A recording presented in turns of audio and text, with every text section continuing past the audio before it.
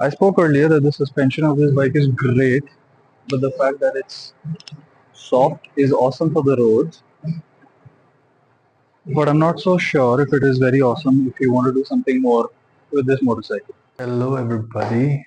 So I was going through all the stuff that I said in my videos and I realized that there are more things that I should talk about.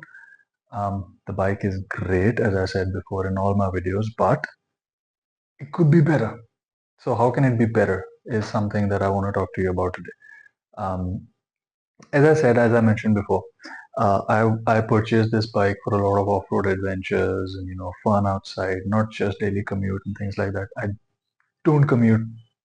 I don't do daily commute on this bike at all. So keeping that in mind, I wanted to do a lot of improvements on the bike, and what that really means, what that really looks like, is something that I want to talk to you about today. And I was wondering if I had actually gotten everything right, and probably not.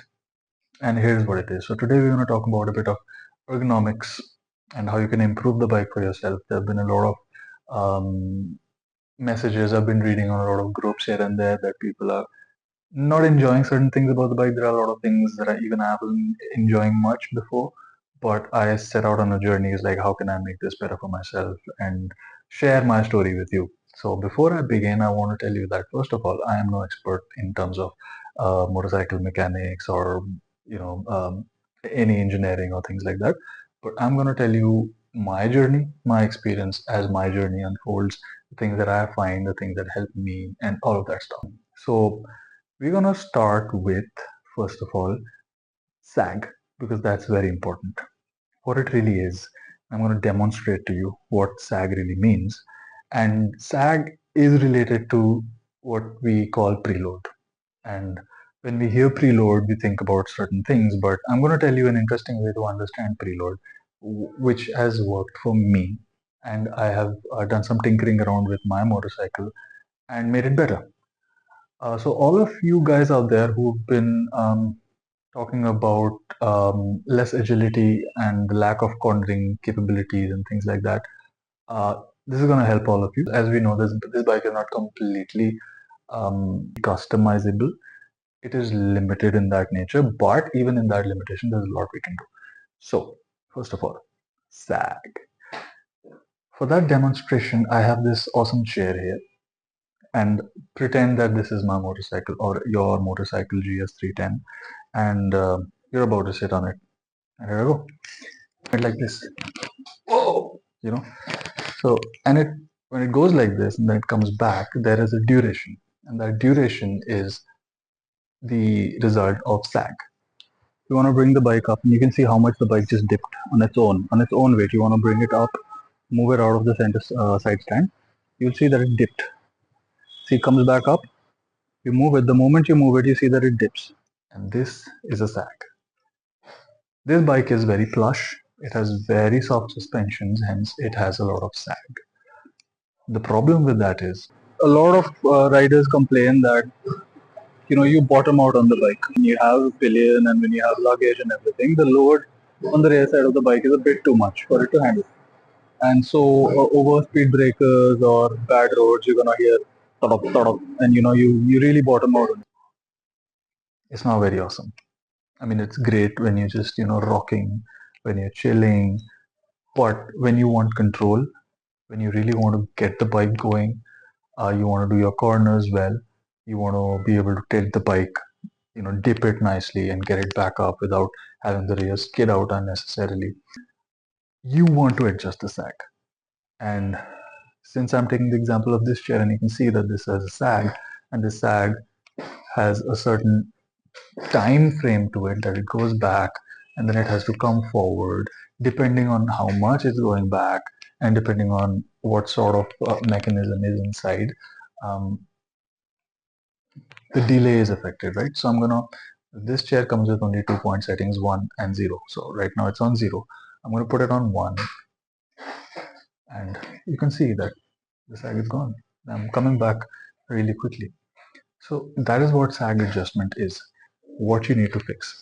So what you want to fix in the sag is the preload. And This is the interesting part because I had a lot of confusion when we were talking about preload. Why? Because when we say preload, we also say a few more words along with it, like preload compression damping, or we just say preload compression. And in my head, it used to always make things very confusing as to if I'm talking about preload. So when I'm talking about load, it means that obviously we all understand there is a spring involved in this. So when I say load, we imagine that, load, the spring is. That's not really the case. What when we say preload and when we say preload adjustment, and together in this world, what happens is you tell the bike, you tell that spring to be prepared for load. And when we say load, there are two things. One is the load of the bike itself, the weight of the bike itself, when it plants itself in a neutral position. If you just pick your bike up straight and you push it down, like I'll just demonstrate on this chair once again, that if you straighten your GS310 and if you just do this, the bike is gonna, go down and come up, go down and come up. And this distance that it travels is quite a lot on this motorcycle because it is set up to be very plush. We want it to go a certain distance and come back really quick. Come back really quick. And that's the rebound, right? And this rebound is affected by two things. One is the weight of the bike itself, and two, it's your weight. So you have to understand your weight, the weight of the bike. Both of these things affect the sag and the rebound. Okay, so it comes with I think 10 setups. So I have preloaded it to 7. That helps me. Why and how that helps me, show it to you. When you get the bike in stock, it's at 1. So that's interesting because 1 is right at the bottom, kind of like you expect people to be 40 kgs around it. That's not the truth, right? There's just one bolt and there are 2 clips. So you're just gonna have to pull this out nicely. Yeah, and pull this out nicely. That's it. Cool. So I'm gonna tell you a little bit about myself.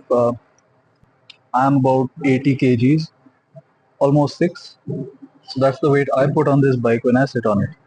So if you are around the same weight, or 80 kgs or so, this setup might help you exactly as it helps me.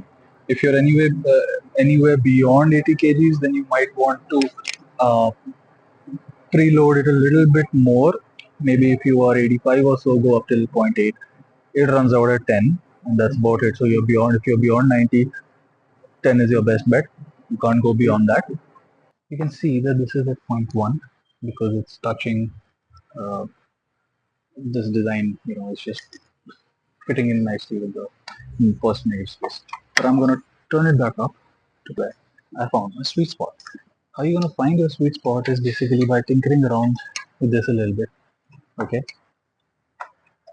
and I went all the way up till 7 and 8. Then so 2, 3,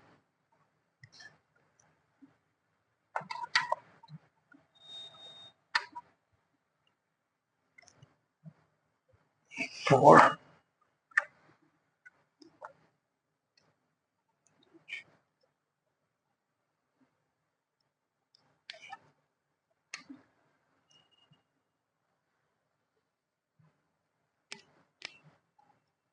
five. All right.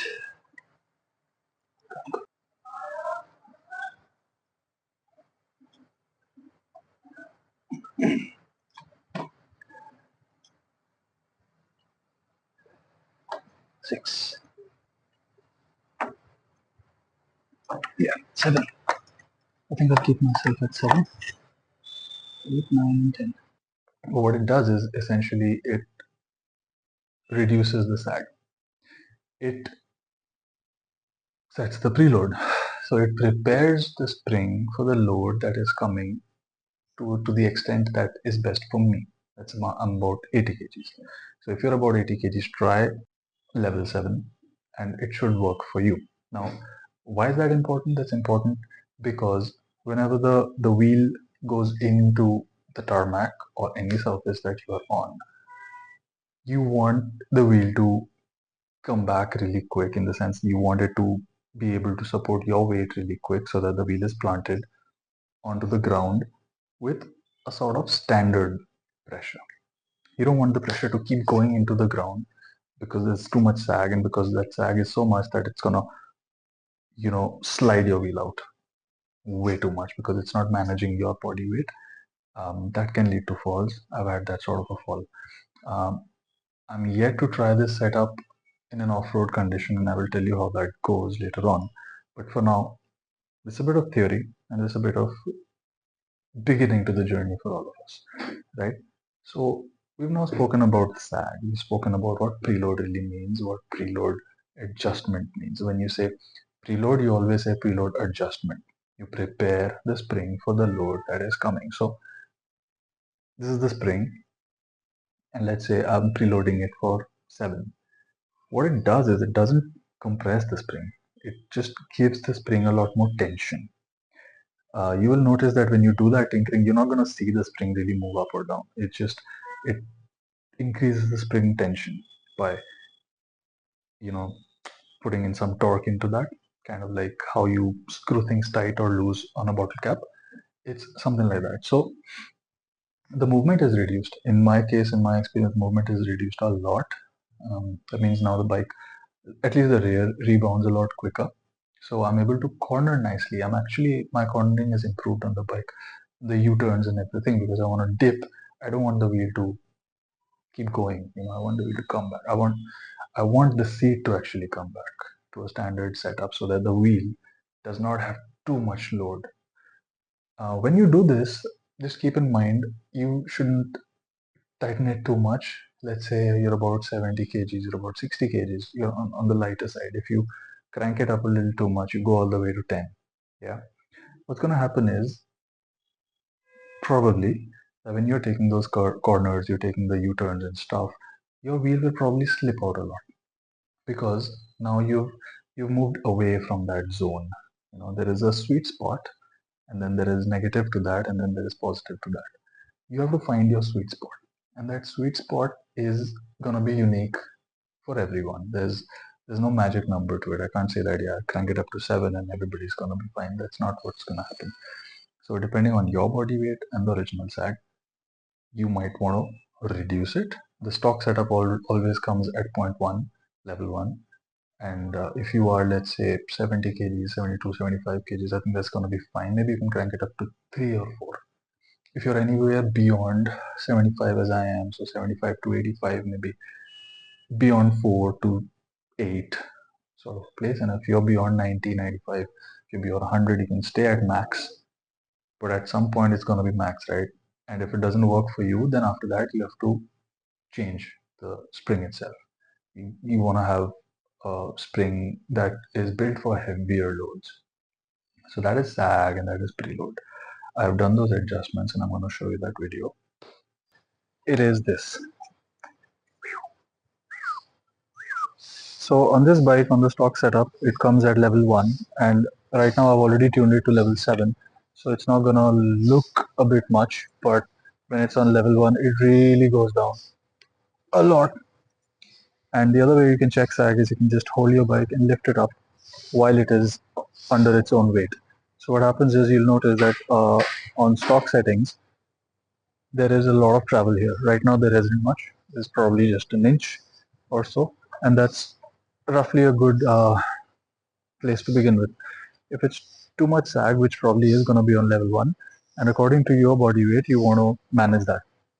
Okay, you want to tweak it up to make sure that this sag is not too much. Also at the same time, you want to make sure that there is still a little bit of sag, not that there is zero sag, because then it's just going to be hard and you're going to feel every bump on the road, and off-road is going to become slightly more difficult. You want the bike to travel down, but you want it to come back up quickly.